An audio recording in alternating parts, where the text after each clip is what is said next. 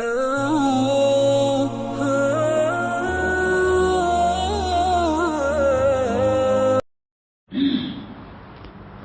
لله نحمده ونستعينه ونستغفره ونؤمن به ونتوكل عليه ونعوذ بالله من شرور أنفسنا ومن سيئات أعمالنا من يهده الله فلا مضل له ومن يضلله فلا هادي له ونشهد أن لا إله إلا الله وحده لا شريك له ونشهد أن سيدنا ومولانا محمدا عبده ورسوله صلى الله تعالى عليه وعلى آله وصحبه وبارك وسلم تسليما كثيرا كثيرا أما بعد بزرگوں اور بھائیوں، پہلی بات یہ ہے کہ ہم دین کی بات دین کے کام کے لیے سنیں گے. اسی تجارت کی بات تجارت کے کام کے لیے ہوتی ہے، زمینداری کی بات زمینداری کے کام کے لیے ہوتی ہے، علاج کی بات علاج کے کام کے لیے ہوتی ہے. تو دین کی بات کس کام کے لیے ہوگی؟ بولو. دین کی بات دین کے کاموں کے لیے. جیسے اذان ہوتی ہے تو کس لیے ہوتی ہے؟ نماز پڑھنے کے لیے. یہ خالی اذان سنانی ہے مکے مدینے والی؟ ہاں، دونوں کو مکے مدینہ والی اذان اس میں اذان ہے، اس کے طریقے سنت ہیں، سنت طریقے کے اذان اور مقصد لوگوں کو بتانا ہے کہ نماز کا وقت ہو چکا ہے، نماز کے لیے آ جاؤ. اذان کی یہ غرض ہوتی ہے کہ نماز کا وقت ہو چکا ہے، لہذا نماز کے لیے آ جاؤ، اپنا کام بند کرو. کوئی بھی کام ہو اس کا بند ہونا ضروری ہے نماز کے لیے، سوائے اس کے کوئی معذور ہے وہ الگ بات ہے.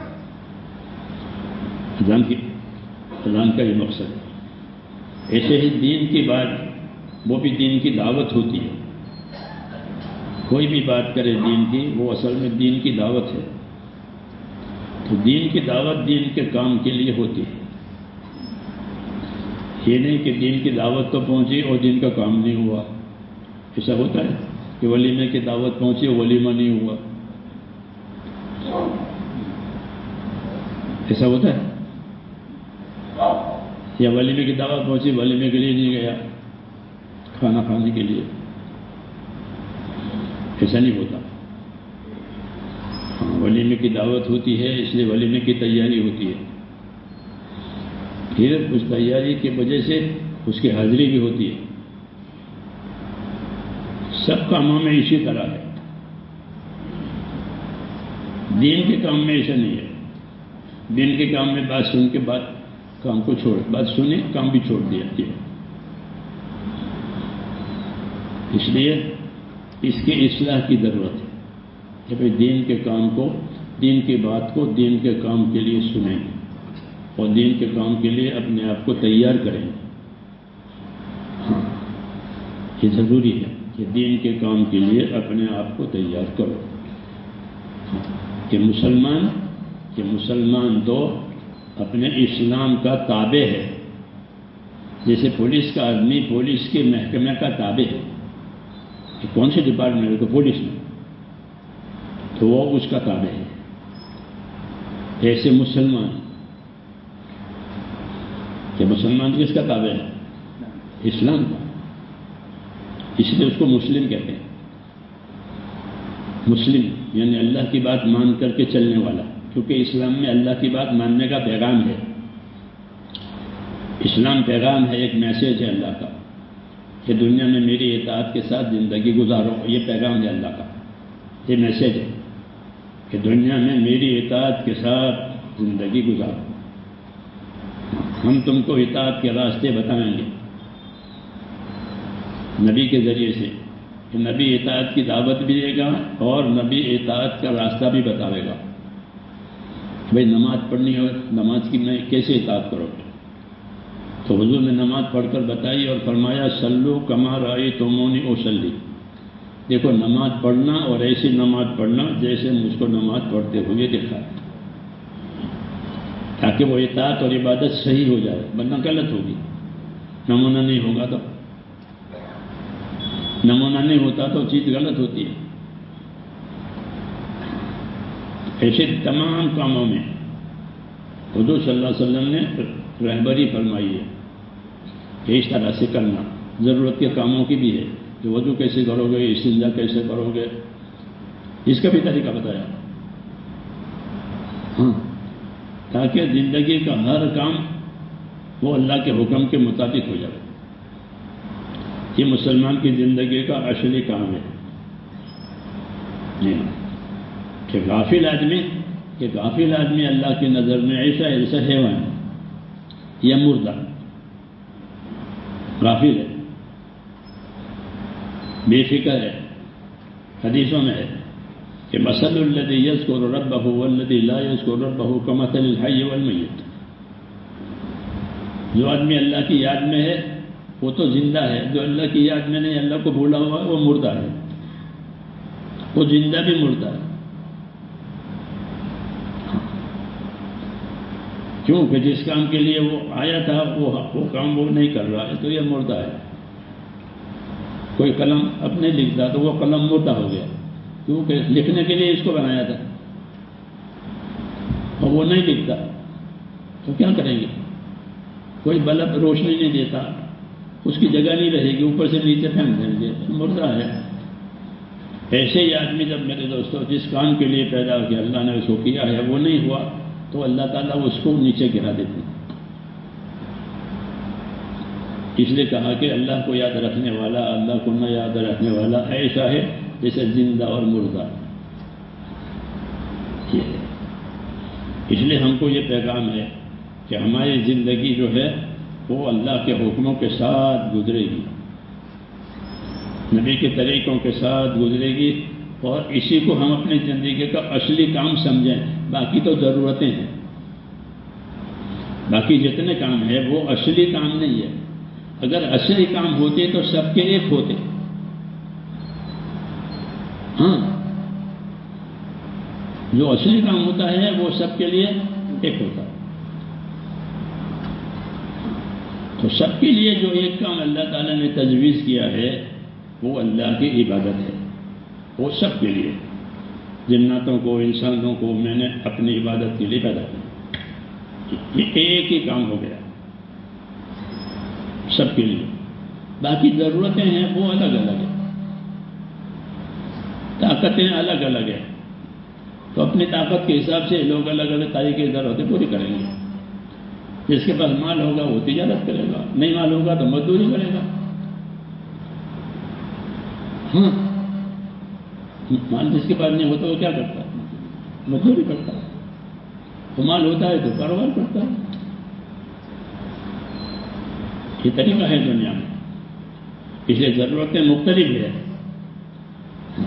اور زندگی کا مقصد ایک ہی ہے۔ اسی کی دعوت ہے کہ زندگی کا مقصد سب کا ایک ہی ہے، اس میں کوئی الگ نہیں ہے۔ اس لیے اذان دی جاتی ہے سب کے لیے کہ بھائی نماز کا وقت ہو گیا ہے، نماز کی تیاری کرو۔ عورتیں ہیں تو وہ گھر میں پڑھے، کیونکہ نماز وقت کی داخل ہونے کی خبر ہے۔ اذان کہ نماز کا وقت داخل ہو گیا ہے، ابھی نماز مکروہ وقت نہیں ہے، نماز کا وقت داخل ہو گیا، اعلان وقت اس کو کہتے ہیں۔ ہاں، کہ اذان اعلان وقت کے لیے سب کو جو آ سکتے ہیں مسجد میں وہ تو مسجد میں آ گئے، وہ جو نہیں آ سکتے ہیں وہ اپنی نماز کی تیاری کریں۔ یہ مقصد ہے، پیغام ہے یہ اعلان وقت۔ تو ایسے ہی میرے دوستوں ہماری زندگی کا ایک ہی کام ہے کہ ہم اپنی زندگی اللہ تعالیٰ کے حکموں کے ساتھ گزاریں۔ ضرورتیں الگ الگ ہیں وہ ٹھیک ہے، تو اللہ تعالیٰ نے ضرورتوں کے لیے بھی طریقے دیے ہیں۔ جیسے بیمار کی نماز کا طریقہ الگ ہے، مسافر کی نماز کا طریقہ الگ ہے، نماز تو ہے، طریقہ الگ، کیونکہ وہ سفر میں ہے، بیماری میں ہے، کوئی دوسری مجبوری میں ہے، جی ہاں، تو اس کے الگ الگ طریقے ہیں۔ جب میں بیمار تھا امریکہ میں تو میرا آپریشن ہو رہا تھا، تو اور 6-7 دن اٹھنا نہیں بیٹھنا نہیں، تو اس کی نماز پڑھنے کے طریقے لگے، وضو نہیں، تیمم نہیں، ہاں تو ان کے طریقے لگے حالات کی وجہ سے، تاکہ ہر حال کا طریقہ، ہر حال کا حکم ہے کہ ہر حال میں اللہ کی بات ماننے والے بنے۔ یہ اصل زندگی ہے، یہ اصل زندگی ہے کہ ہم ہر حال میں اللہ تعالیٰ کے حکموں کے ساتھ زندگی گزاریں۔ یہ کیوں کہ ہم کو وقت دیا ہے موت تک کا۔ ہر آدمی کے پاس کتنا وقت ہے؟ اس کی موت تک کا اس کے پاس وقت ہے۔ ہر ایک کی موت کا وقت مقرر ہے کہ اپنے اپنے وقت پر وہ دنیا سے اٹھ جائے گا، اور وہ بتایا نہیں ہے۔ حکمت ہے اللہ تعالیٰ کی، بتا دیتے تو مصیبت ہو جاتی، ہاں کہ تم فلاں تاریخ کو مرو گے، تم اس سے پہلے مر جاتے۔ ہاں حکمت ہے، تو موت تک کا وقت ہے اللہ تعالیٰ نے دیا ہے۔ ہاں اور زندگی کی ضروریات کے اسباب بھی اللہ نے پیدا کر دیے ہیں، جیسے بدن میں آنکھیں، کان، یہ سب اسباب ہیں، وہ بدن میں پیدا کر دیے، کیونکہ اس کو ضرورت پڑے گی۔ أَلَمْ نَجْعَل لَّهُ عَيْنَيْنِ وَلِسَانًا وَشَفَتَيْنِ وَهَدَيْنَاهُ النَّجْدَيْنِ، کیا میں نے اس انسان کی دو آنکھیں نہیں بنائی؟ اللہ کہتے بے شک بنائی ہے۔ ہاں میں نے اس کے 2 ہونٹ نہیں بنائے، میں نے اس کی زبان نہیں بنائی، کیوں کہ اس کو پیدا ہوتے ہی اس کی ضرورت پڑے گی کہ ہونٹ نہیں ہوں گے تو دودھ کیسے پیے گا؟ ہمارے سہارنپور کے علاقے میں ایک بچہ پیدا ہوا تو اوپر کا ہونٹ نہیں تھا، بہت مشکل ہی کھڑی ہو گئی، سرجنوں سے ملتے تھے بھئی کیا اس کا کیا کریں، کیونکہ کوشش بھی نہیں رہے گی، وہ تو ہونٹ سے قبضہ ہوتا ہے۔ پہلی ضرورت ماں کا دودھ پینے کے لیے، تو ہم تو ضرورت جانتے نہیں تھے کہ ہونٹ کی ضرورت پڑے گی، اللہ جانتا تھا کہ اس کو ضرورت پڑے گی ہونٹ کی، ہاں اس کو ضرورت آنکھیں کہ اپنی ماں کو دیکھے گا، پھر بچہ ماں کو پہچانتا ہے، جو بڑھتا ہے۔ جی ہاں وہ زبان بنائی، زبان جو ہر چیز کا مزہ محسوس کرتی ہے، کھارا ہے، میٹھا ہے، کڑوا ہے، پھیکا ہے، اندر نظام ایسا۔ تو ہم نہیں جانتے تھے یہ چیزیں، تو کون جانتا تھا؟ کہ اللہ جانتا تھا کہ اس کو اس کی ضرورت پڑے گی، تو وہ پہلے سے ہی پیدا کر دیا۔ تو اللہ تعالیٰ اپنا کام پہلے سے کرتے ہیں، تو یہ باتیں اس لیے یاد دلائی ہے کہ دیکھو تمہارا کام جو تھا وہ ہم نے پہلے سے کر دیا، اب تم کو ہمارا کام کرنا ہے۔ یہ دعوت ہے، نعمتیں یاد دلا کر کے مقصد کی طرف رہبری کرنا، یہ اللہ کا طریقہ ہے۔ دیکھو ہم نے تمہارے ساتھ یوں کیا ہے، تمہارے ساتھ یوں کیا ہے، اب تم کو یہ کرنا ہے، نہیں تو باغی بنو گے۔ کیا بنو گے؟ کہ اللہ تعالیٰ نے تو نعمتیں دی، جی آسانیاں کر دی کہ اس کو کوئی پریشانی نہ پیش آئے، اور اس نے جا کے اللہ تعالیٰ کے حکموں کو توڑا، حکموں کو چھوڑا، کہاں تو کیا ہو گیا؟ یہ باغی ہو گیا۔ یہ نہیں ہونا چاہیے، بلکہ نعمتوں کو دھیان میں لا کر کے شکر گزاری کے ساتھ اللہ کی ہر بات کو سر پر اٹھائے کہ میرے اللہ کی بات ہے، میرے اللہ کی بات ہے، میرے اللہ کی بات ہے، میرا اللہ کا کام ہے۔ یہ اصل ہے، کیوں کہ ہم کو نعمتیں پہلے دی ہیں، حکم بعد میں دیا ہے۔ یہ بات سوچی، پہلے حکم آیا، پہلے نعمت آئی، پہلے نعمت آئی ہے، کیونکہ پہلے زندہ کیا، ماں کے پیٹ سے زندہ پیدا ہوا، یہ پہلی نعمت ہے۔ مردہ پیدا ہوتا تو کیا ہوتا؟ تو نعمت پہلے دیتے ہیں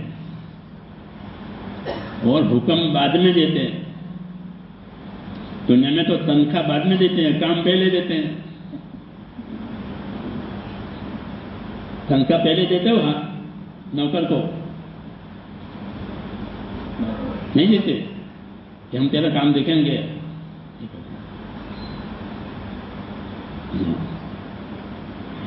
اللہم یا مبدع النعم قبل استحقاقها.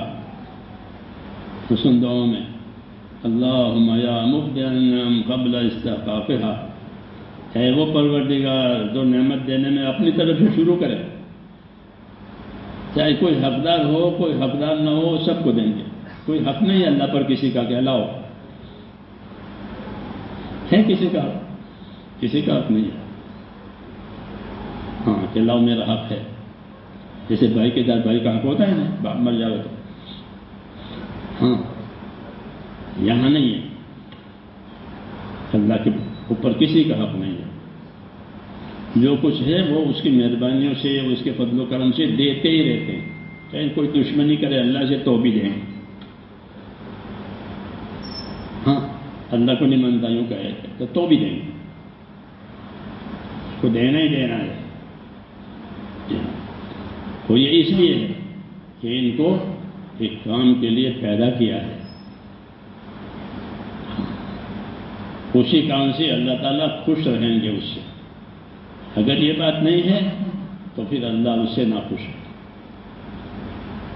اور اللہ کا ناراض ہو جانا یہ سب سے زیادہ خطرناک بات ہے کہ اللہ ناراض ہے، اللہ غضبناک ہے. یہ سب زیادہ خطرے کی چیز ہے اور ڈرنے کی چیز ہے کہ اللہ ناراض ہے. کہ خدا تو خدا ہے، زمین آسمان کا تنہا وہ مالک ہے، اسی کے ہاتھ میں سب کچھ ہے، کسی کے ہاتھ میں کچھ نہیں ہے.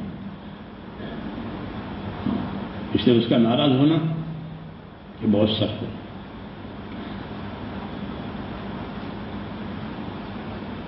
اللہ تعالیٰ درگزر زیادہ کرتے ہیں، سزا کم دیتے ہیں. سزا کم دیتے ہیں اور درگزر زیادہ کرتے ہیں. بدلہ اور ثواب بھی زیادہ دیتے ہیں اور سزا کم دیتے ہیں. یہ اس کا یہ کرم ہے. ہاں اپنے بندوں پر وہ بہت مہربان ہے، بہت. واللہ رؤوف بالعباد. اللہ بندوں پر بہت مہربان ہے. تو جب بندوں پر اللہ مہربان ہے تو بندوں کو کیا کرنا چاہیے؟ کہ اس کی مہربانی کا شکر ادا کر کے اس کے اطاعت میں رہے. یہی تقاضا ہے کہ اللہ کی نعمتوں کا دھیان کرو. اذکروا نعمت اللہ علیکم، جو نعمتیں تمہارے ساتھ ہے اس کا دھیان کیا کرو. میرے ساتھ اللہ نے ایک ایک نعمت ایسی ہے کہ کروڑوں روپے بھی ادا کرو تو وہ نہیں ملے گی. وہ بکنے والی اور بیچنے والی چیز ہی نہیں ہے. آنکھیں ہیں، کتنی بڑی نعمت. ایک ایک چیز. ہمارے ایک دوست ہے وہ بیمار ہو گیا، ہم بیمار پرسی کے لیے گئے. میں کہا حاجی صاحب کیا تکلیف ہے؟ کہ مولوی صاحب جو لعاب پیدا ہوتا ہے اندر تھوک وہ سوکھ گیا. تھوک کوئی تھوکے تو کوئی یہاں تھوکتے ہو، گھین آتی ہے. اب وہ اندر سوکھ گیا وہ مادہ کہ اس کی دوا ہو رہی ہے.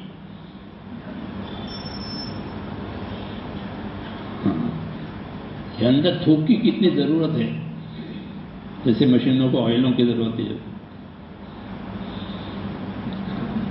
تو اس کی دوا ہو رہی تھی.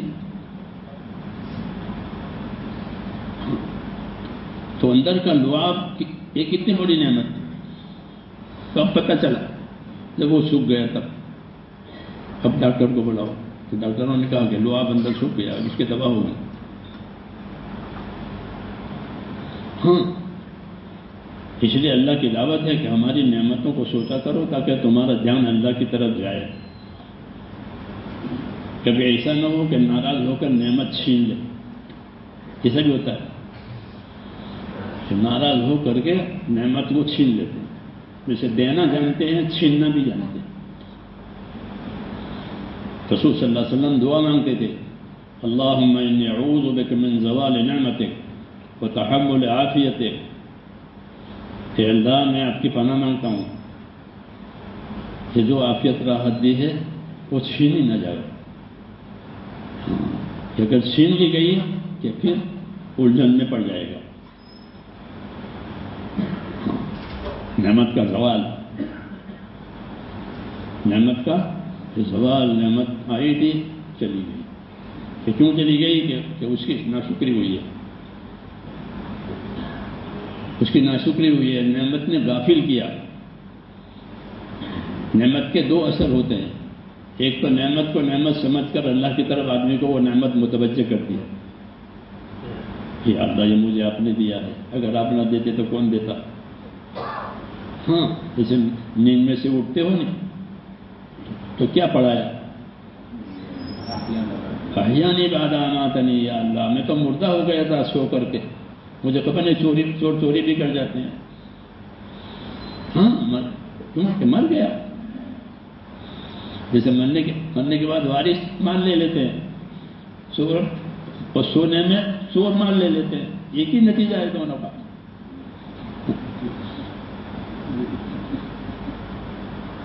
موت، نیند جو ہے موت کی بہن ہے، یوں کہتے ہیں کہ مر جاوے تو وارث مال لے لیں گے اور سو جاوے تو چور لے جائیں گے۔ تو جب نیند میں سے اٹھے تو شکر کر، الحمدللہ الذی احیانا بعد ما اماتنا والیہ النشور، اے اللہ تیرا شکر ہے کہ موت آ گئی تھی پھر زندگی دی، اور اسی طرح قیامت میں بھی اللہ تعالیٰ اٹھاوے گا ہزاروں سال کی موت کے بعد۔ جی جیسے ابھی تھوڑی دیر کے بعد اٹھایا، ہزاروں سال کی موت کے بعد بھی اٹھائے گا قیامت۔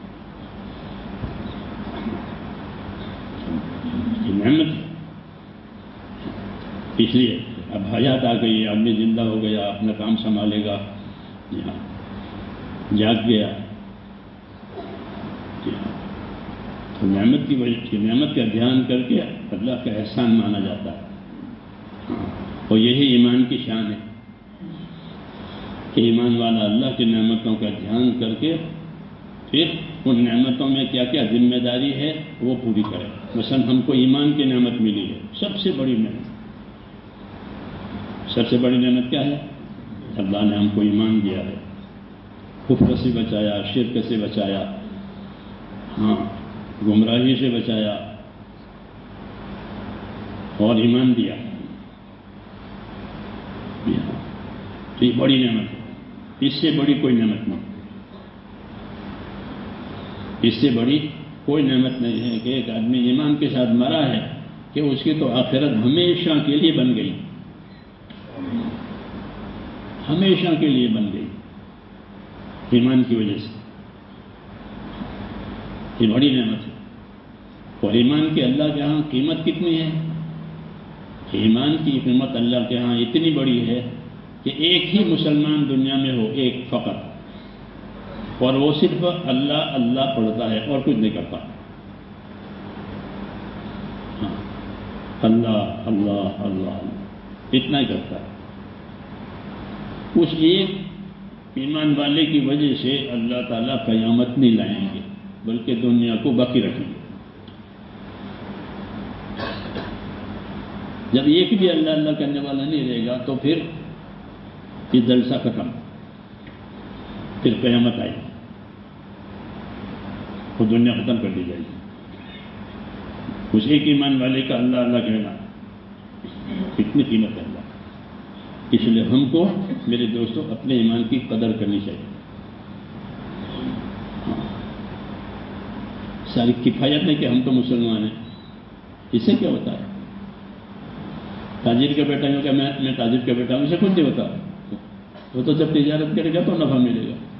ڈاکٹر کا بیٹا ہوں کہ میں تو ڈاکٹر کا بیٹا ہونے سے کیا ہوتا ہے؟ ہاں نسل میں ہونے سے کوئی فائدہ نہیں ہوتا، ہوتا ہے ڈاکٹر کا بیٹا ڈاکٹر ہو جائے گا، مالدار کا بیٹا مالدار ہو جائے گا. جی نا، دنیا تو میرے دوستوں کمائی کی جگہ ہے. کس کی؟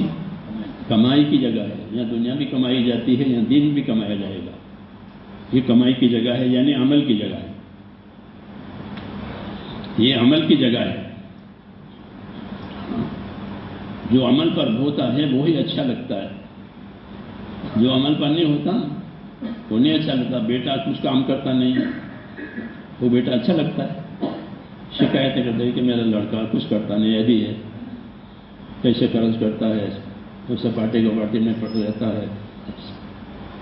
ایک نوکر ایماندار ہو تو اس کی قدر ہوتی ہے کہ بہت ایماندار آدمی مل گیا ہے، سارا کام کرتا ہے، ساری چیزوں کی حفاظت کرتا ہے. تو چابی اس کو دیں گے، اس کو نہیں دیں گے. ہاں، چابی کس کو دیں گے؟ ایماندار نوکر کو. اور آوارے بیٹے کو دینے سے سوچیں گے.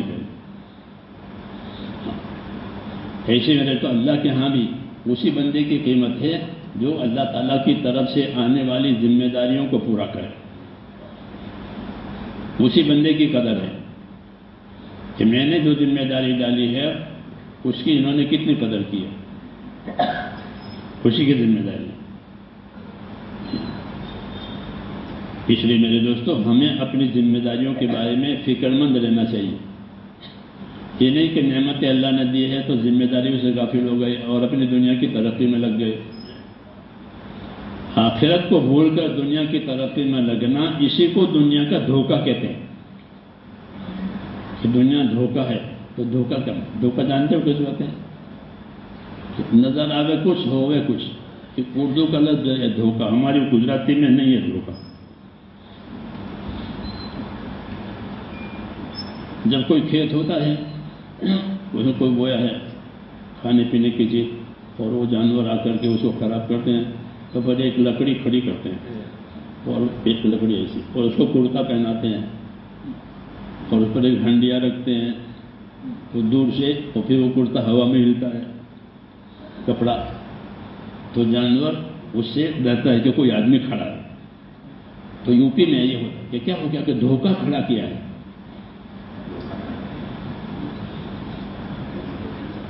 تو جانور کو دھوکہ ہے، اس آدمی تو دھوکہ نہیں کھائے گا. تو جانتا ہے وہ تو کہ لکڑی پر کپڑا چڑھایا ہے، دھوکہ کھڑا کیا ہے. اس کو دھوکہ کہتے ہیں اردو میں.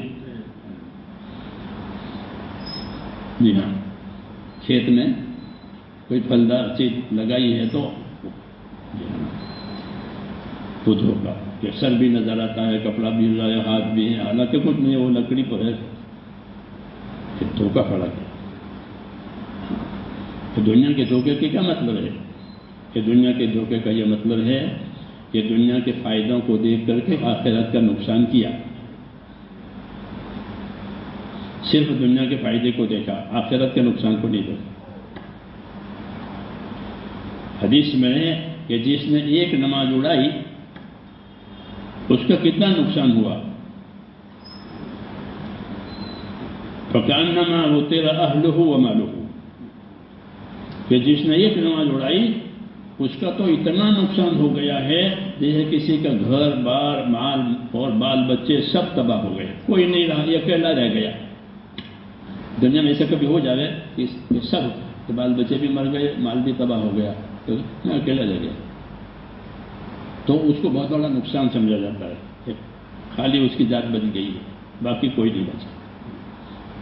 ایک نماز اڑاوے تو اتنا نقصان، کیونکہ اس سے زیادہ نقصان آدمی سمجھ بھی نہیں سکتا. سب سے بڑا نقصان ہے کچھ نہیں رہا، گھر بار بس سب ختم، میں اکیلا بچ گیا. ایک نماز کا نقصان وہی ہماری سمجھ کی وجہ سے بننا، تو وہ تو اس سے بھی بڑا نقصان. لیکن وہ نقصان دنیا کی راحتوں میں نظر نہیں آتا.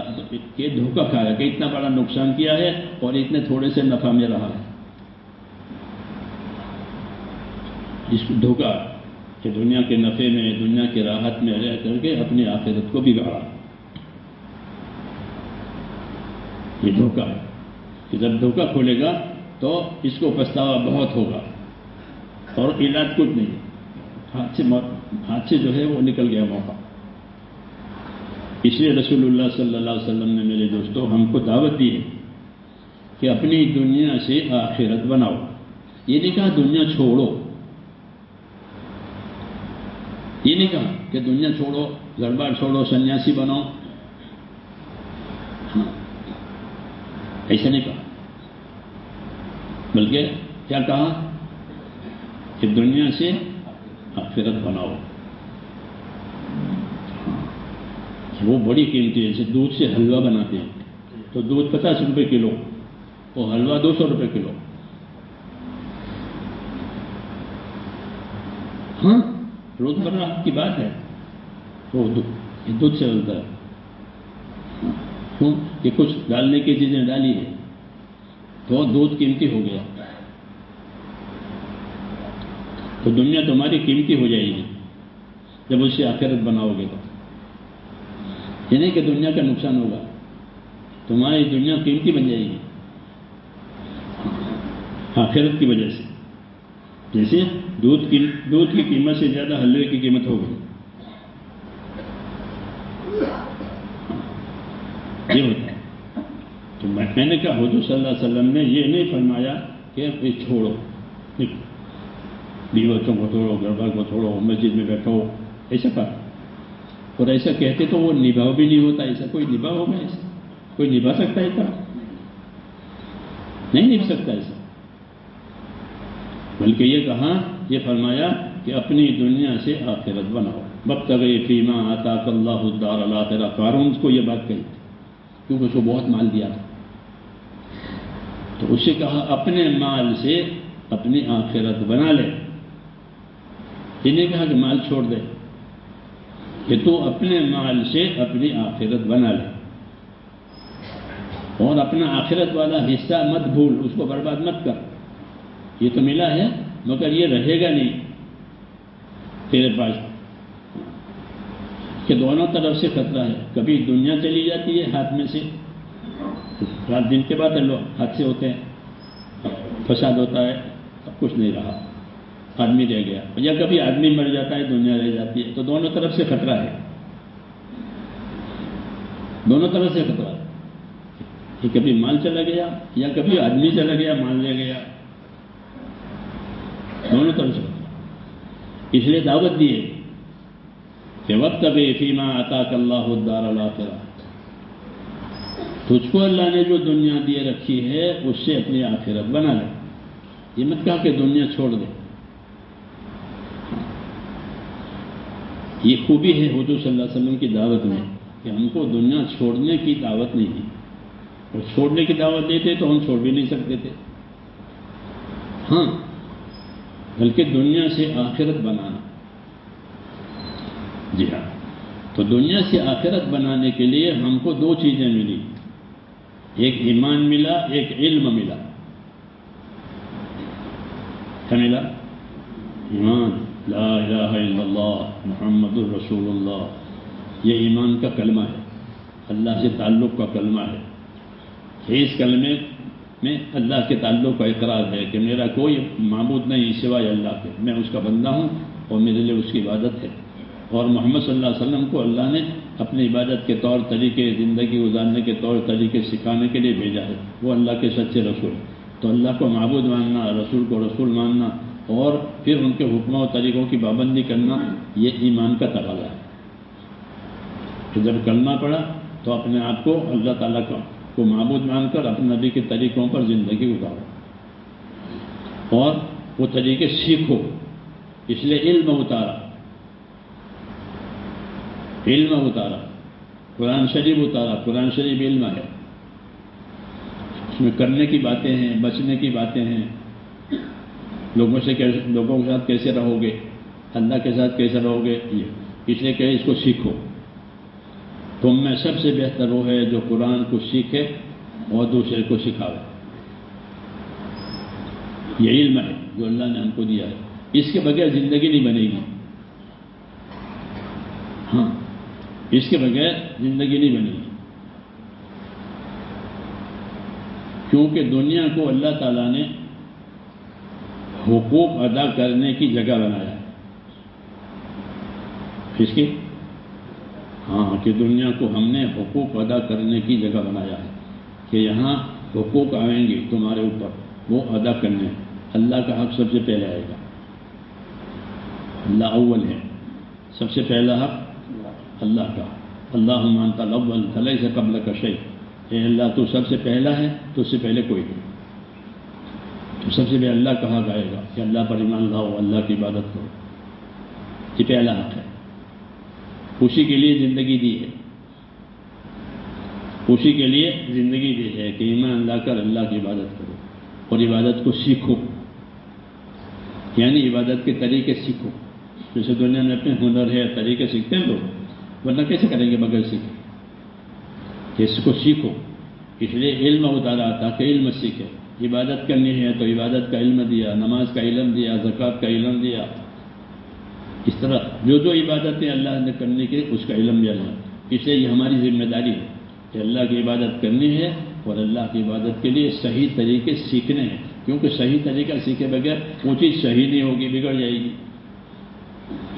اس لیے اپنے ایمان کو بنانا اور ایمان کے تقاضے پر عبادت ہے، اور عبادت کے لیے کہ دین سیکھنا ہے۔ اب دین سیکھنے کو وقت نہیں دیں گے تو دین کیسے سیکھیں گے؟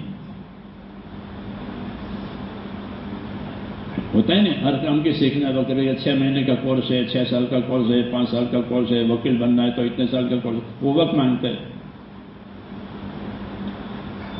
وقت مانگتے کہ اتنے سال کا ہے۔ اب تو علاج والے بھی وقت مانگے کہ آپ کو 6 مہینے یہ گولی کھانی پڑے گی اور آپ کو 1 مہینہ رہنا پڑے گا۔ ایسے ہی میرے دوستو، دیندار بننے کے لیے بھی ایمان اور علم کے لیے وقت دینا پڑتا ہے۔ ہاں، جب اس کو وقت دیں گے تو پھر ایمان کی اور اپنے علم کی اور آخرت کی قدر ہوگی کہ یہ آخرت ہے، نہیں تو غفلت میں زندگی گزر جاتی ہے۔ ہاں، اور غفلت کی جو نعمتیں ملتی ہیں ہم کو، وہ غفلت کا سبب بنتی ہے۔ مال غفلت کا سبب ہے، اولاد غفلت کا سبب ہے، اسی میں آدمی پھنستا ہے، میرا مال میرے اولاد، میرا مال میرے اولاد۔ یا ایھا الذین آمنوا لا تلھکم اموالکم ولا اولادکم من ذکر اللہ، ایمان والو تم کو تم ہمارا اولاد اللہ سے غافل نہ کرے، اور جو ایسا کرے گا تو کہ وہ سب نقصان میں اترے گا۔ یہ کہا ہاں، یہ چیزیں غفلت ہونے کے لیے نہیں دی ہے، بلکہ یہ تو کام کرنے کے لیے دی ہے۔ کہ مال کس کے لیے دیا ہے؟ عیش کرنے کے لیے کہ نہیں؟ جتنا عیش کرنے کی اجازت ہے اتنا عیش بھی کرو اپنے مال سے، کوئی حرج نہیں، لیکن مال عیش کے لیے نہیں ہے، مال تو حقوق ادا کرنے کے لیے ہے۔ جتنی نعمتیں ہیں اس میں ایک پہلو یہ ہے کہ یہ حق ادا کرنے کے لیے دی ہے، راحت کے لیے بھی دی ہے، لیکن حق ادا کرنے کے لیے بھی دی ہے۔ تو حق ادا کرنے کے لیے حق کو جاننا ضروری ہے، اس لیے علم اتارا ہے اللہ، تاکہ وہ علم بتائے کہ اتنا حق ہے۔ بھئی زکوٰۃ واجب ہے تو زکوٰۃ کا علم ہوگا کہ کتنی زکوٰۃ واجب ہے، کتنی زکوٰۃ واجب ہے، کتنی نماز ہے کہ 5 نماز ہے، کتنے نماز؟ تو مسلمان بتائے گا کہ 5 نماز، ہم 5 نماز پڑھتے ہیں، تو کتنی زکوٰۃ اور کس مال میں زکوٰۃ؟ کہ اس کا علم ہونا چاہیے، نہیں تو عمل ہی نہیں ہوگا، یا غلط کرے گا یا عمل نہیں کرے گا۔ تو وہ مال کی جو نعمت ملی ہے اس کا ناشکرہ بنے گا، جیسے قارون ناشکرہ بنا، تو اس کے مال نے اسے فائدہ کیا دیا، بلکہ مال اس کے لیے وبال بنا۔ یہ طریقہ ہے کہ جس نعمت کو وہ غلط استعمال کیا اور اللہ کو اس نعمت کے سہارے ناراض کیا ہے تو وہ نعمت وبال بنے گی۔ کیوں کہ اللہ تعالیٰ حالات بنانا بھی جانتے ہیں، حالات بگڑنا بھی جانتے ہیں۔ مال سے حالات بن بھی جاتے ہیں، مال سے حالات بگڑ بھی جاتے ہیں۔ ہاں، اس کی بہت نمونے دنیا میں آتے ہیں کہ مال کی وجہ سے مصیبت آئی، مال کی وجہ سے آفت آئی، مال کی وجہ سے جان گئی۔ جی ہاں، وہ تو اللہ تعالیٰ جب تک چلائیں گے وہاں تک چلے گا۔ ہاں، یہ نہیں کہ مال سے اور عہدوں سے کام بنائیں گے، کہ جب تک اللہ بنائیں گے تب بنائیں گے، اور جب نہیں بنائیں گے تو پھر نہیں بنیں گے، یہی چیزیں وبال بنے گی۔ اس لیے جب میرے دوستو اعمال خراب ہوتے ہیں نعمتوں کے باوجود، تو پھر اللہ تعالیٰ حالات بگاڑ کر سزا دیتے ہیں، نعمت نہیں چھینتے، حکومت تو لائسنس چھین لے گی، جی ہاں اللہ نہیں چھینے گا، بلکہ کیا کریں گے کہ حالات بگڑ دیں گے۔ حالات صرف اللہ کے قبضے میں ہے اور کسی کے قبضے میں نہیں ہے۔ حالات کا بننا بگڑنا یہ کسی قبضے میں صرف اللہ کا، جیسے موسم اللہ کے قبضے، سردی لا رہے، گرمی لا رہے، بارش لا رہے، رات چھوٹی ہو گئی، دن بڑے ہو گئے، دن چھوٹے ہو گئے، رات، یہ کون کرتا ہے؟ یہ مثال بھی ہے کہ حالات تمہارے قبضے میں نہیں ہے۔ اگر اللہ تعالیٰ رات کو لمبی بنا دے قیامت تک تو اس کو کوئی چھوٹی نہیں بنا سکتا قرآن پاک میں، اور اگر دن کو لمبا بنا دے قیامت تک سرمد تو تم کوئی چھوٹا نہیں کر سکتا۔ جی ہاں، تو حالات اللہ کے قبضے میں ہیں، کسی کے قبضے میں نہیں ہے، کوئی حکومت، کوئی طاقت، کوئی پاور، کچھ نہیں، اللہ کے ہاتھ میں۔ حالات کو اپنے قبضے میں رکھا ہے، اسباب کو بندوں کے دیے، یہ امتحان ہے کہ اس اسباب میں ہم دیکھتے ہیں وہ کیا کرتے ہیں۔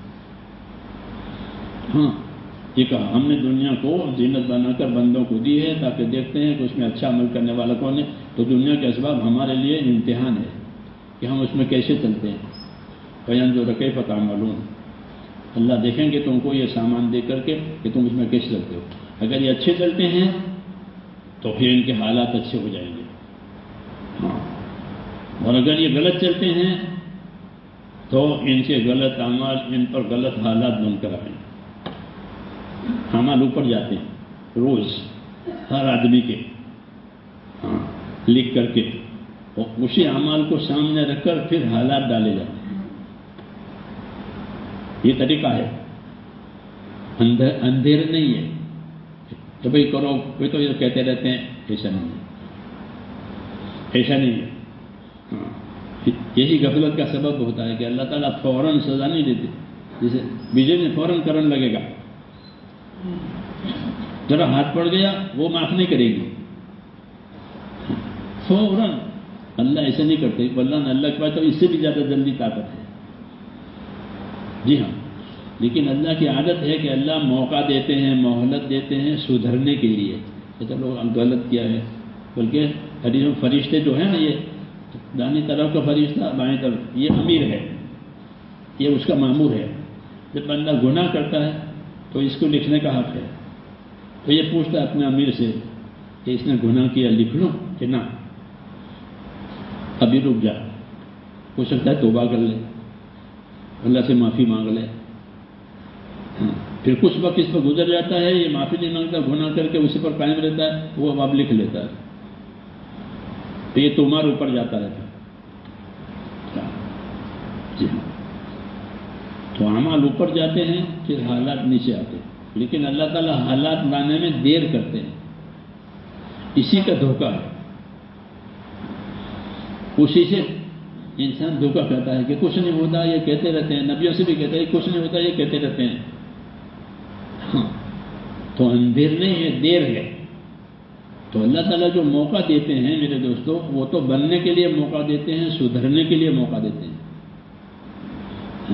جب سدھرنے کے زمانے میں نہیں سدھرا پھر وہ موقع ختم ہو جائے گا، اب نتیجے آئیں گے، اس لیے ڈرایا ہے کہ نتیجے آنے سے پہلے اپنے آپ کو ٹھیک کر لو۔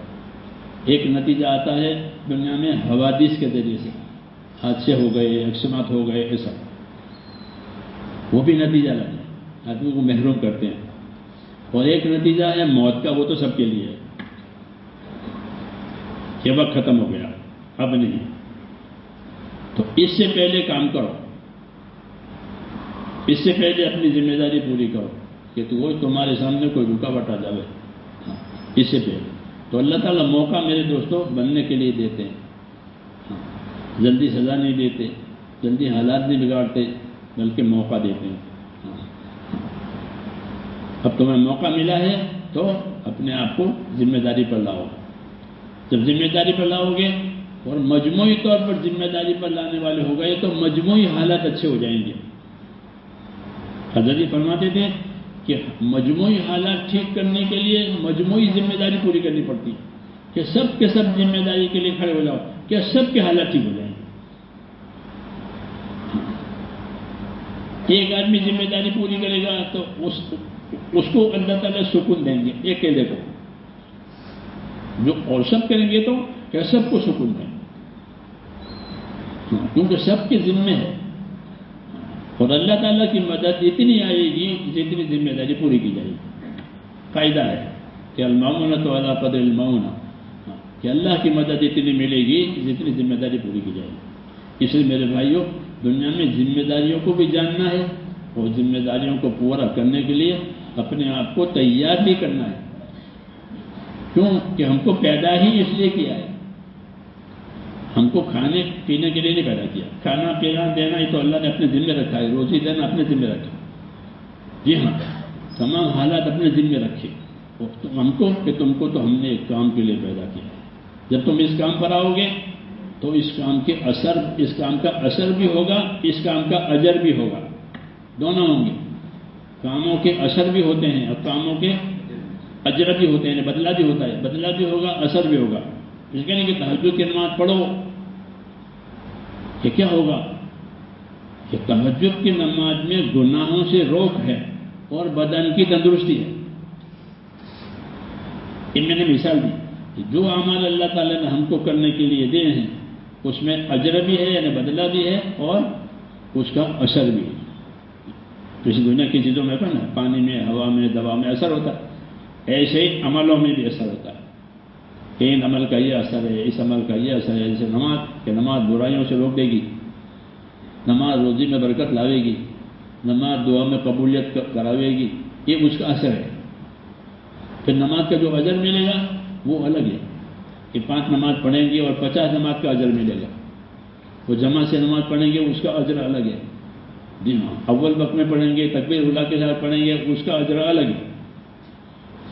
جی ہاں، تو اجر اور ثواب وہ تو اللہ بہت دیں گے، وہی اصل ہے کہ آدمی کو اس کے عمل کا اچھے سے اچھا بدلہ ملے، دنیا میں برکت کے طور پر، آخرت میں بدلے کے طور پر یہ اس کو ملے۔ یہ اس کی خوش نصیبی ہے کہ دنیا میں برکت کے طور پر اللہ نے دیا اس عمل کی وجہ سے، اور آخرت میں بدلے کے طور پر دیا۔ یہ تمہارا بدلہ ہے، یہ لے لو، اور وہ ہمیشہ کے لیے ہوگا۔ یہ اس کی خوش نصیبی کی بات ہے۔ اگر یہ نہیں ہے اعمال تو میرے دوستوں آخرت کا بدلہ ملے، دنیا کی برکت ملے، ہاں بلکہ ناراض ہو کر کے پھر الجھنوں والے حالات لائیں گے۔ ادنا سزا یہ ہے کہ لوگوں کو الجھنوں میں ڈالا جائے اللہ کی طرف سے، یہ ادنا سزا ہے، کیونکہ آخری سزا وہ تو موت پر ہے، اس کی اپیل نہیں ہے۔ موت پر جو سزا آئے گی اس کی اپیل نہیں ہوتی، اس کی توبہ نہیں ہوتی، ختم ہو گیا۔ اس سے پہلے کی زندگی میں کہ اس کے پہلے کی زندگی میں ہلکی ہلکی سزائیں آتی ہے تاکہ اللہ کی طرف رجوع کرے۔ ہاں، اسی لیے حالات بگڑتے ہیں تنبیہ کرنے کے لیے، صحیح راستے پر لانے کے لیے، عذاب کے طور پر نہیں، یہ اتنا سزا ہے تاکہ صحیح راستے پر آئے۔ اس لیے جب آدمی کی حالات بگڑے تو حکم یہ ہے کہ توبہ کرو، استغفار کرو، اللہ سے معافی مانگو اور راستے پر آ جاؤ، تو پھر اللہ تعالیٰ حالات کو بدلیں گے، کیونکہ وہ اسی لیے ڈالے گئے ہیں۔ نبیوں کی یہ تعلیم ہے، دنیا والوں کی جو بھی ہو وہ الگ ہے۔ نبی کی تعلیم یہ ہے کہ جب تمہارے حالات بگڑیں تو تم توبہ استغفار کر کے صحیح راستے پر آ جاؤ۔ نوح علیہ السلام نے اپنی قوم کو یہی تعلیم دی تھی۔ جب ان کی قوم نے ان کی بات نہیں مانی تو پہلے اللہ نے ان کے حالات بگاڑے، ان کی زمینوں میں، ان کے اولادوں میں طرح طرح کے نقصان اور کیا کیا، تو وہ پریشان ہوئے۔ تو نوح علیہ السلام نے فرمایا کہ تم پریشان ہو گئے ہو، اب میں تمہیں اس کا علاج بتاؤں کہ تم اللہ سے اپنے گناہ بخشواؤ، استغفروا ربکم، اپنے گناہوں کو تم اللہ سے بخشواؤ، تو اللہ بہت معاف کرنے والا ہے، اور جو تمہارا نقصان ہوا ہے وہ نقصان بھی اللہ تعالیٰ اس کو بدلہ دے دے گا، بھرپائی کریں گے اللہ پاک اس کو۔ یہ بتایا کہ تم اللہ سے توبہ کرو، اپنے قصور معاف کرواؤ، تو پھر معاملہ صحیح ٹھیک ہو جائے گا۔ یہ نبیوں کا طریقہ ہے کہ کوئی بھی دشواری پیش آوے تو اللہ سے اپنے گناہوں کی معافی مانگو۔ غم چو آمد زود استغفار کن، کوئی غم آیا تو جلدی استغفار کر، کہ غم امر خالق آمد کار کن، کہ یہ غم اللہ کے حکم سے آیا ہے اس لیے اللہ کو راضی کر لے۔ کوئی غم کوئی پریشانی اللہ کے حکم کے بغیر نہیں آتی، وہاں سے فیصلہ ہوتا ہے، وہاں سے فیصلہ ہوتا ہے کہ اب یہ چیز جائے۔ ہاں یہ ہمارا ایمان ہے کہ جو کچھ کرتے ہیں وہ کون کرتے ہیں؟ کہ اللہ کرتے ہیں۔ پھر اس سے اسباب بنتے ہیں جو بھی بنتے ہیں، جی ہاں، اور اصل کرنے والا کہ اللہ ہے۔ اس لیے کہا کہ یہ چیز اللہ کی طرف سے آئی ہے تو تم اللہ ہی کی طرف رجوع کرو، اپنا راستہ بدلو۔ تو غلط راستے پر چلے گئے تھے، ٹھوکر کھائی ہے، نقصان ہوا ہے، تو صحیح راستے پر آؤ۔ یہی دعوت ہے میرے دوستوں کہ اپنی زندگی کو ہم اللہ تعالیٰ کے حکموں کے ساتھ اور اس کے طریقوں کے ساتھ سیکھ کر سمجھ کر کریں، سر سے اترتی ہوئی نہیں، تو پھر اس کا اجر بھی ہوگا، اس کا اثر بھی ہوگا، دونوں ہوں گے، اور برکتیں آئے گی، حالات بنیں گے۔ جو حالات بگڑے ہیں یا بگڑتے ہیں اللہ تعالیٰ اس کو اپنی قدرت سے بنائے گا جس طرح اس کی قدرت سے بگڑے۔ یہ ہمارا راستہ جو ہے وہ یقینی راستہ ہے، باقی راستے سب ایسے تجربے کے خطرے کے ہیں، یہ یقینی راستہ ہے کہ اللہ راضی ہو گیا کہ سارے حالات ٹھیک ہو جائیں گے۔ من اصلح ما بینہ و بین اللہ اصلح اللہ ما بینہ و بین خلقہ، جس نے اپنا اور خدا کا معاملہ ٹھیک کر لیا تو اللہ اس کا اور مخلوق والا معاملہ ٹھیک کر دے گا۔ اللہ سے کراؤ، اللہ سے کراؤ، لیکن بارش نہیں ہوتی کہ اللہ سے دعا مانگو، جی ہاں، توبہ کرو، استغفار کرو، نماز پڑھو۔ کیوں کہ بارش وہاں سے روکی ہے اور کسی وجہ سے نہیں روکی ہے، وہاں سے روکی ہے تو وہیں سے کھلواؤ۔ تو ہم کو ایک حکم گویا سیدھا حکم کہ اللہ سے معاملہ صحیح کرو۔ اس لیے میرے دوستوں زندگی کو اللہ تعالیٰ نے ہمیں ذمہ داریوں کو پورا کرنے کے لیے دی ہے، ذمہ داریوں کے پورا کرنے کے بقدر مدد آئے گی۔ ہاں قاعدہ ہے المعونۃ علی قدر المعونہ، کہ اللہ اتنی مدد دے گا جتنی ذمہ داری پوری جائے۔ ذمہ داری نہیں پوری کی ہے، غفلت ہے، تو پھر اللہ کی مدد نہیں ہوگی۔ کھانے پینے کی چیزیں دے دیں گے جیسے جانوروں کو دیتے ہیں، دشمنوں کو دیتے ہیں، سب کو دیتے ہیں، اور یہ کوئی کمال نہیں ہے، یہ کوئی کمال نہیں ہے، اور نہ اللہ کے ہاں اس کی کوئی قیمت ہے، بلکہ یہ تو اس کے لیے وبال بننے والا ہے کہ نافرمانی کے ساتھ دنیا ملی ہے کہ وبال بنے گی، اور تابعداری کے ساتھ دنیا ملی ہے کہ یہ نعمت بنے گی، اور اس سے یہ آخرت بنائے گا۔ جی ہاں، تو ہمیں اپنی دنیا سے آخرت بنانے کی دعوت ہے، اور وہ میرے دوستوں دین پر چلنے سے دنیا سے آخرت بنتی ہے۔ ہاں، اور دین پر چلنے کے لیے اور دین کو زندگی میں لانے کے لیے دین کی محنت کا ہونا ضروری ہے۔ جس چیز کی محنت ہوگی اس کا نفع سامنے آئے گا، محنت ہی نہیں ہے تو اس کا کوئی نفع نہیں ہے۔ دین کا نفع لینے کے لیے دین کی ایسی محنت کرنی ہے کہ جس سے ہمارے ایمان میں ترقی آوے، ہمارے اعمال میں اخلاص آوے، ہمارے اخلاق بنے، ہمارے دلوں میں خدا کا خوف پیدا ہو جاوے۔ یہ پیدا کرنا ہے۔ جب خدا کا خوف پیدا ہوگا تو آدمی بچ کر کے چلے گا، خدا کی رحمت کی امید آئے گی تو اللہ تعالیٰ کی اطاعت کرے گا کہ بھئی اللہ کی اطاعت سے رحمتیں آتی ہیں، اور رحمت کی امید ہے تو رحمت کی امید میں اللہ کی اطاعت کرنی ہے، اللہ کے خوف میں اللہ سے نافرمانی سے اپنے آپ کو بچانا ہے، اور اپنی زندگی کی ذمہ داریوں کو پورا کرنا ہے۔ ایک محنت اللہ نے ہم کو دی ہے، ہاں، اس محنت سے زندگی میں ایک استعداد پیدا ہوتی ہے، ایک طاقت پیدا ہوتی ہے۔ جس طرح ورزش کرنے سے بدن میں طاقت آتی ہے، دن کی محنت کرنے سے ایمان میں طاقت آتی ہے، ایمان طاقتور بنتا ہے۔ جب ایمان طاقتور بنے گا تو پھر اللہ کی دی ہوئی ذمہ داری آدمی پورا کرے گا۔ ایمان کمزور پڑ گیا تو اسے بدن کمزور پڑ گیا تو زندگی کی ضرورتیں آدمی نہیں پوری کرتا، کمزور ہو گیا ہے۔ ایسے ہی جب ایمان کمزور پڑے گا تو دینی ذمہ داریاں پوری نہیں کرے گا، وہ نماز میں بھی پیچھے ہوگا، دوسرے کاموں میں پیچھے ہوگا۔ یہ اس کے ایمان کی کمزوری کی علامت ہے کہ وہ عمل میں پیچھے ہے، کہ ہاں ایمان میں کمزوری ہے۔ بدن میں طاقت ہے تو خواہش پوری کرے گا، لیکن ایمان میں کمزوری ہے تو عمل نہیں کرے گا۔ یہ فرق ہے۔ یہ بدن کی طاقت تو خواہش پورا کراتی ہے، ایمان کی طاقت اللہ کی اطاعت کراتی ہے۔ وہ یہ طاقت آتی ہے ایمان کی اور اعمال کی محنت کرنے سے، اس محنت پر پھر استعداد پیدا ہوتی ہے، پھر حرام چھوڑنا آسان ہو جائے گا، فرائض ادا کرنا آسان ہو جائے گا، اور ایک طرح کی طاقت پیدا ہوگی۔ ایک آدمی ادھر کا ساؤتھ انڈیا، اسے 4 مہینے لگائے، اور 4 مہینے لگانے کے بعد گھر جا کر کے اس نے 18 برس کی زکات دی کہ میں 18 سال سے مالدار ہوں، صاحب نصاب ہوں، میں نے اب تک زکات دی نہیں، ورنہ مجھے اس کا کوئی شعور تھا، اس کا کمانا تو سیکھا، لگانا نہیں سیکھا۔ دین کمانا بھی سکھائے گا، لگانا بھی سکھائے گا، تاکہ بیلنس برابر رہے۔ جی ہاں، دھوکہ نہ کھائے۔ تو اب اتنی طاقت کہاں سے آ گئی کہ 18 برس کی زکات نکالی؟ جی ہاں، یہ آج کی بات ہے کہ میں مالدار تھا 18 برس سے، بلڈر تھا وہ، جی ہاں، تو بہت کماتا تھا۔ اللہ کے راستے میں پھر کر کے سمجھ میں آیا کہ اللہ نے مال کیوں پیدا کیا ہے، اور مال لگانے کی کیا فضیلت ہے، مال روکنے کی کیا مصیبت ہے، کیا عذاب ہے۔ ابھی ساری باتیں سامنے، تو اپنا قصور کھلا، جیسے ایکسرے کے سامنے بیماری کھلتی ہے، یہ ہے بیماری۔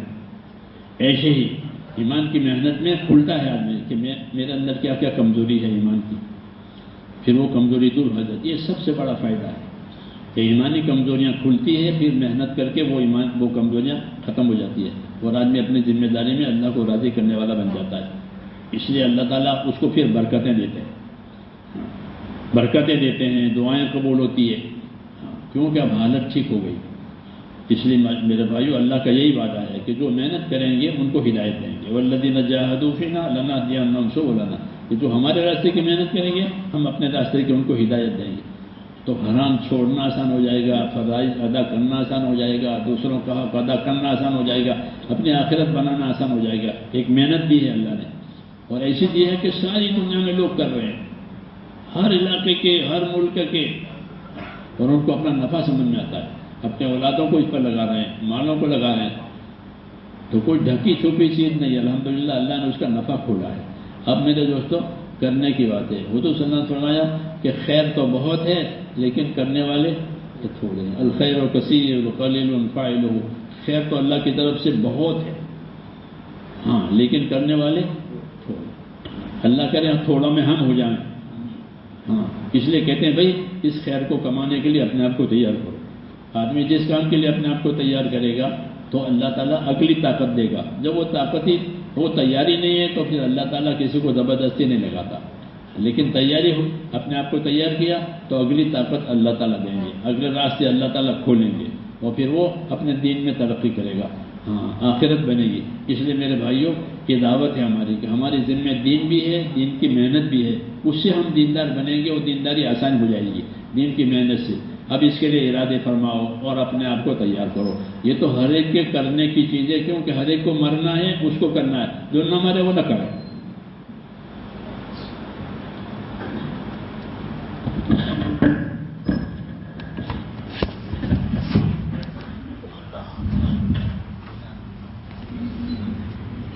صلی وسلم وبارک علی سیدنا محمد النبی الأمی وآلہ وصحبہ اجمعین۔ ربنا ظلمنا انفسنا وإن لم تغفر لنا وترحمنا لنكونن من الخاسرين۔ اللهم اغفر لي ولوالدي واغفر يا رب لجميع المؤمنين والمؤمنات والمسلمين والمسلمات الأحياء منهم والأموات ولإخواننا الذين سبقونا بالإيمان ولا تجعل في قلوبنا غلا للذين آمنوا ربنا إنك رؤوف رحيم۔ اللهم أقبل بقلوبنا إلى دينك واقبل بقلوب جميع المسلمين إلى طاعتك۔ اللهم إن قلوبنا ونواسينا وجوارحنا بيدك لم تملكنا منها شيئا، وإذا فعلت ذلك بنا فكن أنت ولينا واهدنا إلى سواء السبيل۔ اے اللہ ہماری مغفرت فرما، اے اللہ ہماری اور پوری امت کی پوری مغفرت فرما، پوری امت پر سے اپنی ناراضگی اٹھا لے، پوری کی پوری امت کو رضا والے راستے پر ڈال دے۔ اے اللہ امت کو رضا والے راستے پر ڈال دے۔ جس کام کے لیے یہ امت کو وجود دیا گیا ہے، اے مولا اس عالی کام کی طرف پوری امت کو متوجہ فرما دے۔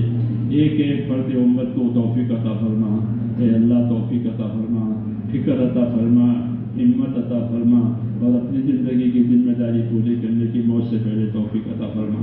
تمام رکاوٹوں کو، پریشانیوں کو، دشواریوں کو اپنی قدرت سے ختم فرما، عافیت، راحت، صحت، سلامتی ہم کو اور ہمارے اندر اور ہمارے اسباب کے اندر صحت سلامتی اور عافیت پیدا فرما، دشواریوں کو آسان فرما، بیماریوں کو ختم فرما، جتنی رکاوٹیں ہیں یا اللہ اپنی قدرت سے دور فرما کر آسانیاں پیدا فرما۔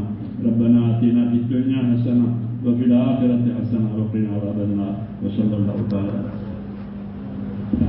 سبحان ربک رب العزۃ عما یصفون سلام علی المرسلین۔